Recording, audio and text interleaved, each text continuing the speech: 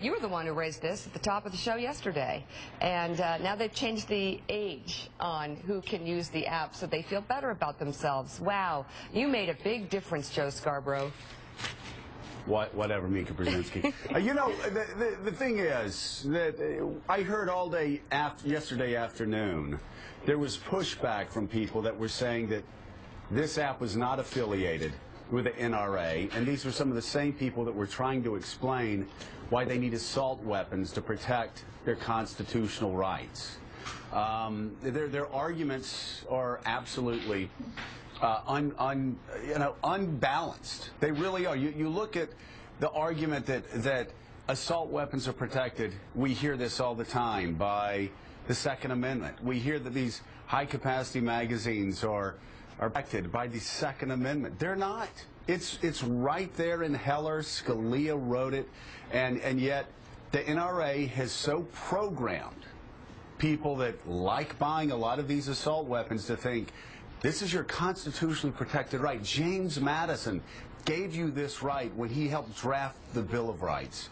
It's sheer ignorance of basic constitutional law. It's ignorance of what Justice Scalia said.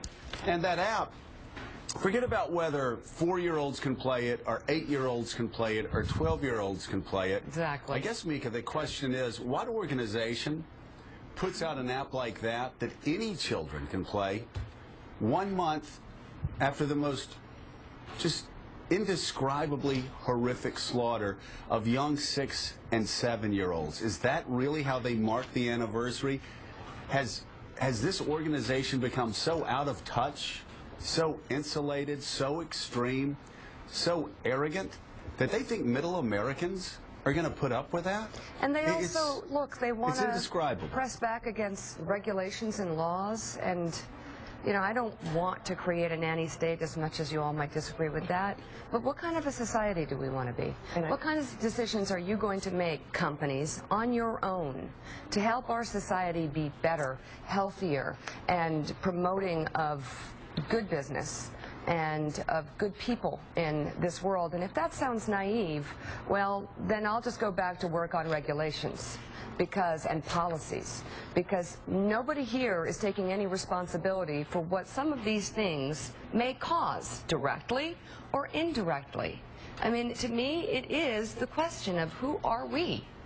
Really? Right. It's about the broader environment that we're creating for ourselves and for our families, and this underlying culture of violence that leads to the kinds of tragedies that took place in Newton, but also in Columbine and Aurora, and we can go through the list. You know, we've almost become numb to the ticker, you know, telling us that some other community is confronting this kind of tragedy.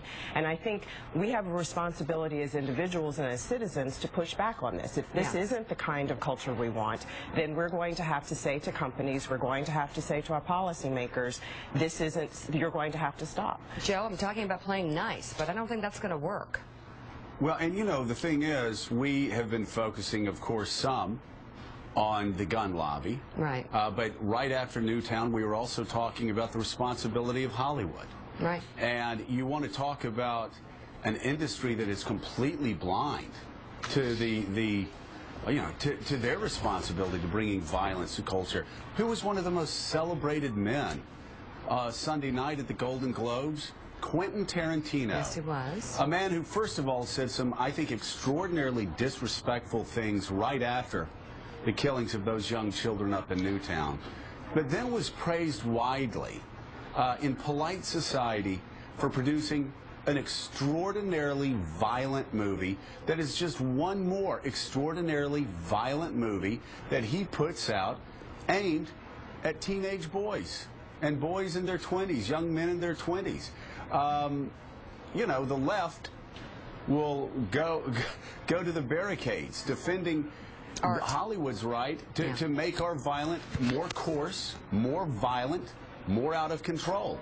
And the right, it seems, the extremes in the NRA will go to the wall, go to the barricades to defend guns that have no rights in the hands of legal, law-abiding citizens. All right, before I get to the NRA ad. Yeah, Joe, really quickly on the Hollywood thing, and look, kids are not playing violent video games, and I don't go to movies like that personally.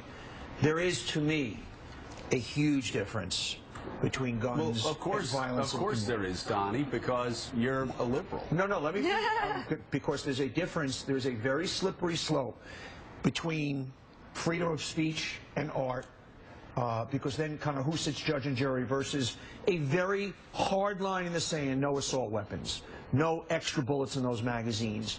Guns kill. Once again, let's do all the statistical comparisons, what goes on in other civilized countries and us. Other civilized countries have violent films. They don't have the gun. Donnie, other civilized countries don't have 200 million guns in circulation. That's the That's exactly my point. If you don't believe... there's the problem and then there's the symptom. They're going to stay in circulation. If you believe for one moment that that young man who locked himself in a basement and played video games hour after hour after hour, watching, and simulating murder hour after hour after hour after hour, didn't desensitize him, Joe, then the one thing, I think you're sadly mistaken. And just one other point, and then I'll toss it back to you, Donnie. But your argument about the, quote, slippery slope couldn't have been said better by Wayne LaPierre himself. That is such a feeble excuse. Whoa. I'm not talking about a slippery slope.